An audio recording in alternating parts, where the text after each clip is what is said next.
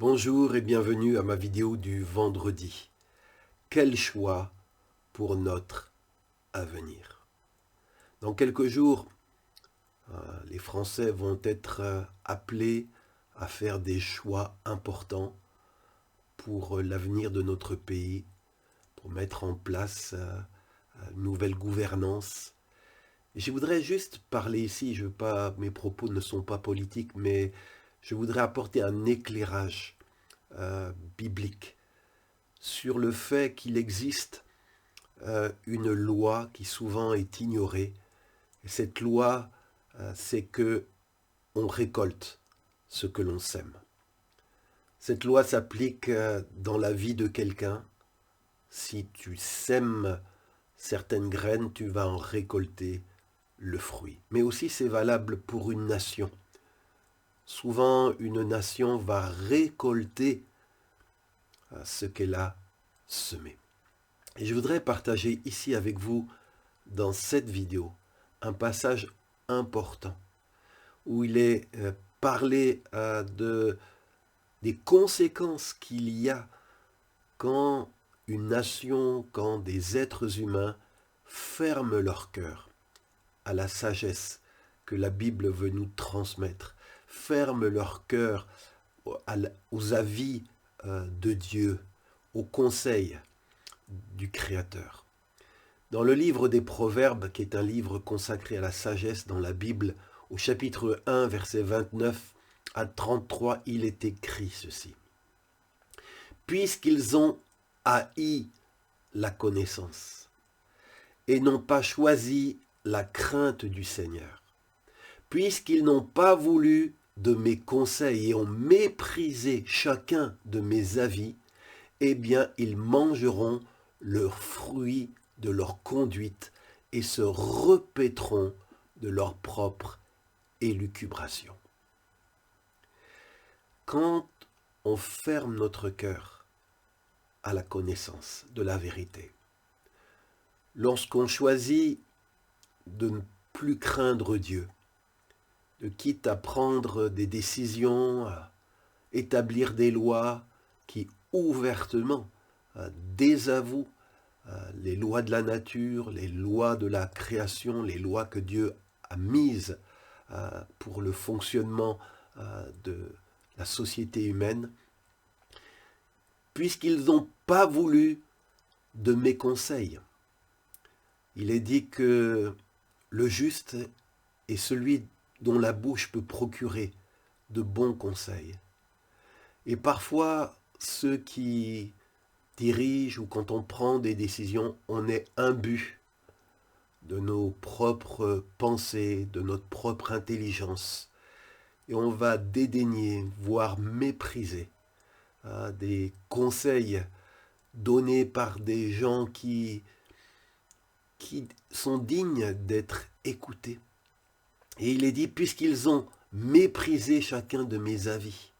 Vous savez, dans la Bible, on trouve un grand nombre d'avis sur un grand nombre de sujets, mais souvent les êtres humains, aujourd'hui, et dans notre pays en particulier, on n'en tient plus compte. Eh bien, le résultat, ce que je voudrais dire, c'est que ce n'est pas sans conséquence. Il est dit, puisque ils ont fait cela, ils mangeront du fruit de leur conduite.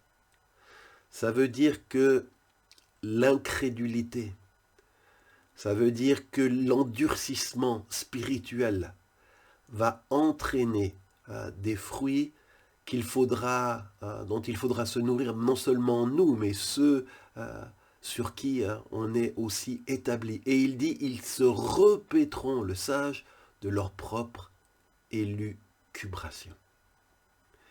Parfois, sort du chapeau d'hommes qui dirigent des choses qui sont des élucubrations.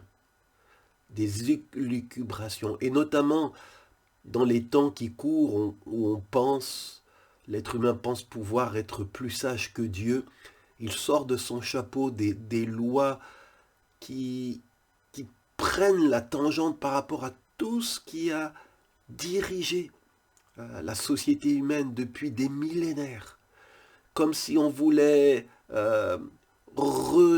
recette, la reset, la vie sur Terre, établir des nouvelles règles dites progressistes, mais qui sont souvent l'élucubration de penseurs dont en fait, qui sont peut-être très doués, qui ont de grands diplômes, de grandes formations, mais qui n'ont plus la crainte de Dieu.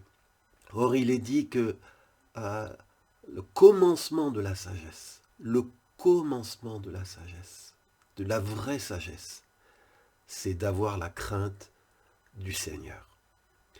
Et il est dit dans ce passage de Proverbes que je vous ai lu que c'est leur indocilité qui tue les gens stupides et c'est leur assurance qui perd les sots. Quand on est orgueilleux, quand on est imbu de ses propres connaissances, qu'on a une opinion exagérée de soi, de la justesse de nos pensées, eh bien souvent, cela va amener des choses qui auraient pu être épargnées.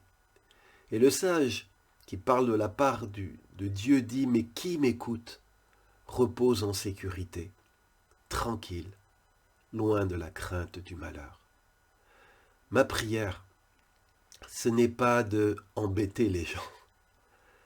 Je n'ai pas d'envie d'endoctriner les gens à mes propres avis, mes propres pensées, d'ajouter un fardeau sur le cœur des gens. Mon souci, c'est que les gens reposent en sécurité, que mes concitoyens, que la France puisse connaître des temps de sécurité, tranquille, loin de la crainte du malheur. Mais ces dernières années, je vois la France agitée, la France en colère, la France inquiète. Et je m'interroge, ne serait-ce pas aussi parce que nous nous sommes éloignés de notre Dieu, de notre Créateur, que nous n'avons plus le respect des valeurs qu'il a instituées, des avis et des conseils qu'il nous a laissés. L'humanité, notre pays en particulier, a, je crois, besoin de revenir à la pensée de Dieu. Pas à la pensée des religions, à la pensée de Dieu. Revenir au mode d'emploi de notre Créateur. Et où le trouver, ce mode d'emploi? Où avoir la pensée de Dieu? Eh bien, dans sa parole. Cette parole, ce livre, cette lettre qui nous a été laissée, ce mode d'emploi qui a été donné à l'être humain par qui sait mieux que le Créateur comment l'humanité doit-elle fonctionner. Et c'est cette parole qui devrait être le fil à plomb pour mesurer si ce que nous décidons, si les choix que nous faisons, si les pensées que nous avons sont droites, sont justes. Est-ce qu'elles vont amener la sécurité, la paix, le bonheur à ceux et celles qui seront sous ces lois? Et un autre endroit dans le livre des Proverbes au chapitre 1, versets 32 et 33, il est écrit « L'égarement de ceux qui manquent d'expérience les tue. » L'égarement de ceux qui manquent d'expérience les tue, et l'insouciance des hommes stupides provoque leur perte. En revanche, dit le Seigneur, celui qui m'écoute habitera en sécurité. Il vivra tranquille et n'aura pas à redouter aucun mal. Alors je prie, je fais une prière à la veille de choix importants. Je prie pour que les habitants de notre pays, que mes concitoyens puissent connaître des temps d'accalmie.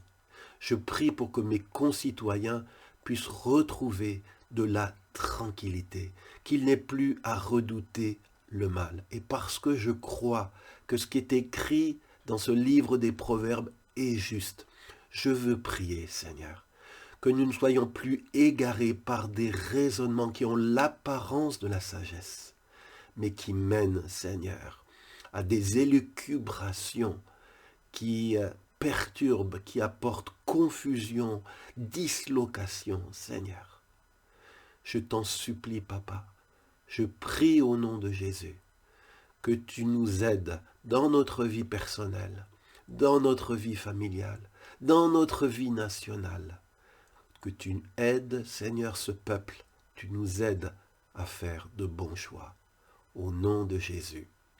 Amen. Chaque vendredi, je publie une vidéo sur ma page Facebook, ma chaîne YouTube. Si vous trouvez ces messages qui vous font réfléchir, vous interrogent, vous apportent une lumière, eh bien, sachez que vous pouvez vous connecter à Jean-François Goth. Vous trouverez chaque vendredi une nouvelle vidéo. Je vous dis donc à vendredi prochain. Que Dieu vous bénisse.